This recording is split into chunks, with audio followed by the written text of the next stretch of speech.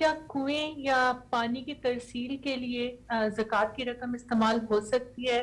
اور اسی طرح کیا مسجد، اسکول، ہاسپٹل، ان کی کنسٹرکشن اور ان کے ایکسپینس کے لیے ہم استعمال کر سکتے ہیں زکوٰۃ کی رقم؟ اور یہ کانسیپٹ کہاں سے آیا کہ زکوٰۃ کی رقم کے لیے کسی انسان کو اس کا مالک بنانا ضروری ہے؟ السلام علیکم۔ ہر نیکی اور خیر کے کام کے لیے جس میں آپ کا کوئی اپنا مفاد نہیں ہے آپ زکوٰۃ کی رقم خرچ کریں۔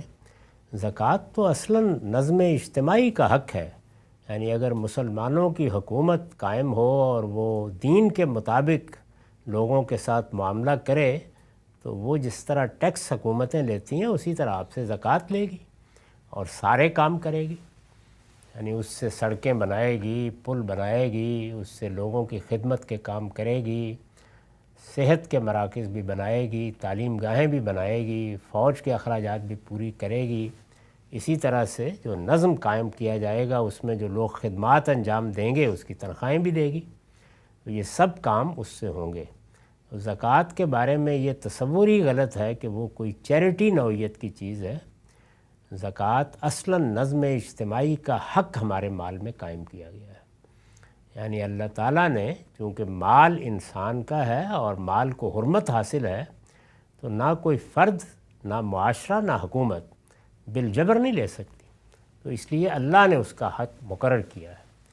اس وقت جو ہمارے ہاں ٹیکس کا نظام ہے وہ اسی لیے معیشت کے لیے بھی اور دنیا کے نظم کے لیے بھی بہت اختلال کا باعث بن جاتا ہے، کیونکہ وہ اس انصاف پر قائم ہو ہی نہیں سکتا جس پر اللہ نے قائم کیا ہے۔ تو زکوٰۃ ہر چیز میں خرچ ہو سکتی ہے اور تمام اجتماعی امور اس سے انجام دیے جا سکتے ہیں۔ آپ کنویں بنائیں، آپ مسجدیں بنائیں، آپ نیکی کے کام کریں، آپ تعلیم کا بندوبست کریں، آپ مدرسے بنائیں، ہر نیکی کے کام میں خرچ ہو سکتی ہے۔ یہ جو تصور ہے کہ اس میں مالک بنانا ضروری ہے، یہ ہمارے ہاں فقہا نے رائے قائم کی ہے، بڑی بے بنیاد رائے ہے۔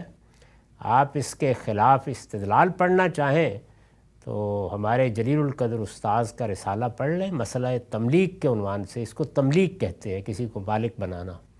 اس میں انہوں نے ان تمام دلائل کا ابطال کیا ہے اور بتا دیا ہے کہ یہ بالکل بے معنی بات ہے، نہ اس کی بنیاد کے اوپر زکوٰۃ کو روکا جا سکتا ہے، نہ یہ کوئی شرط ہے، نہ یہ کوئی رکن ہے، کچھ بھی نہیں ہے۔